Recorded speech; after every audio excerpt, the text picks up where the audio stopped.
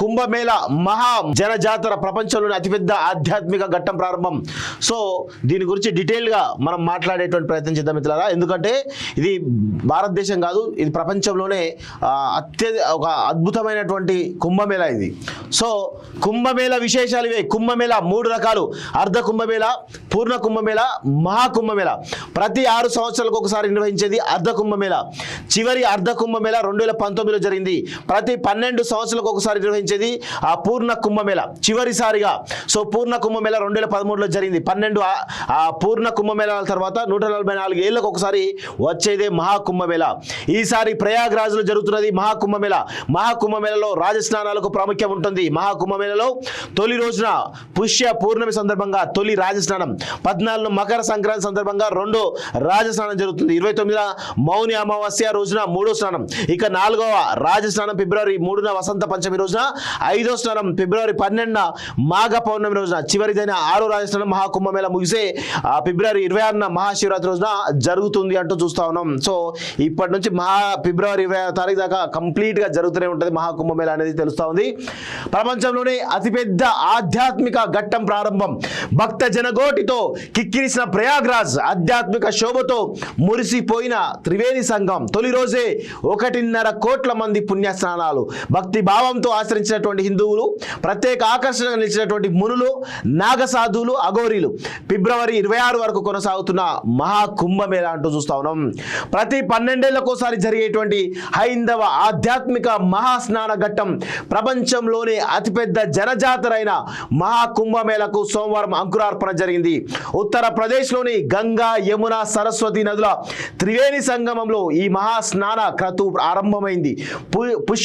పుష్య పౌర్ణమి కావడంతో సోమవారం తెల్లవారుజాము నుంచే పవిత్ర స్నానాలు ఆచరించేందుకు భక్తులు పోటెత్తారు.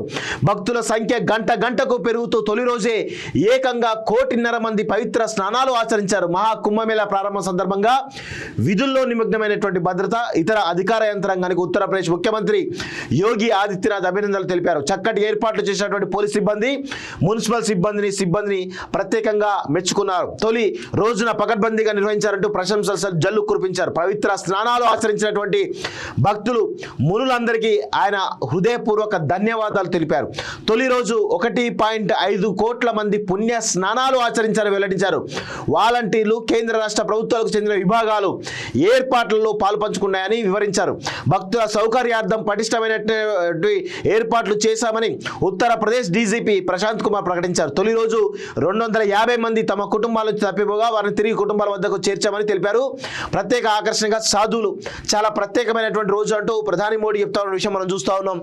మహాకుంభమేళ సందర్భంగా ఈరోజు సాధువులు కానీ, నాగ సాధువులు కానీ, మునులు కానీ వీళ్ళందరూ కూడా లక్షలాదిగా ఆ యొక్క కుంభమేళకు తరలి వస్తారు. వాళ్ళు ఎక్కడి నుంచి వస్తూ ఉన్నారు, ఎట్లా వస్తూ ఉన్నారు అనేటువంటి విషయాలు తెలియవు. కానీ ఆ రోజు ఎక్కడైతే ఆ సమయం ఏదైతే ఉందో ఆ సమయంలో కరెక్ట్గా టెన్షన్గా ఆ లక్షలాది మంది ఆ మునులు కానీ, నాగసాధువులు కానీ, అఘోరీలు కానీ వీళ్ళందరూ స్వాములు ఎవరైతున్నారో అక్కడికి చేరి భారీ ప్రదర్శన చేసినటువంటి ఘటనలు అనేక ఉంటాయి. అసలు వాళ్ళు ఎక్కడి నుంచి వస్తూ ఉన్నారు, ఎట్లా వస్తూ ఉన్నారు ఎవరికి కూడా తెలియదు. వాళ్ళు బస్సు ప్రయాణంలో వస్తూ ఉన్నారా, లేకపోతే ఇంకేమైనా వెహికల్స్లో వస్తూ ఉన్నారా, లేకపోతే కాలినడకలో వస్తూ ఉన్నారో తెలియదు. ఎవరికి ఏం అర్థం కాదు. కానీ సడన్గా లక్షలాది మంది ప్రదర్శన చేస్తూ ఉంటారు అఘోరీలంతా కూడా. ఇది ఇప్పటికి కూడా ఒక పెద్ద మిస్టరీ. ఎలా వస్తున్నారు, ఎలా వెళ్తున్నారు అనేది పెద్ద మిస్టరీ. ఇప్పటికి కూడా ఎవరు కూడా తెలుసుకోలేకపోయారు. సో ఇది మహాకుంభమేళకు సంబంధించినటువంటి విషయం మిత్రులారా.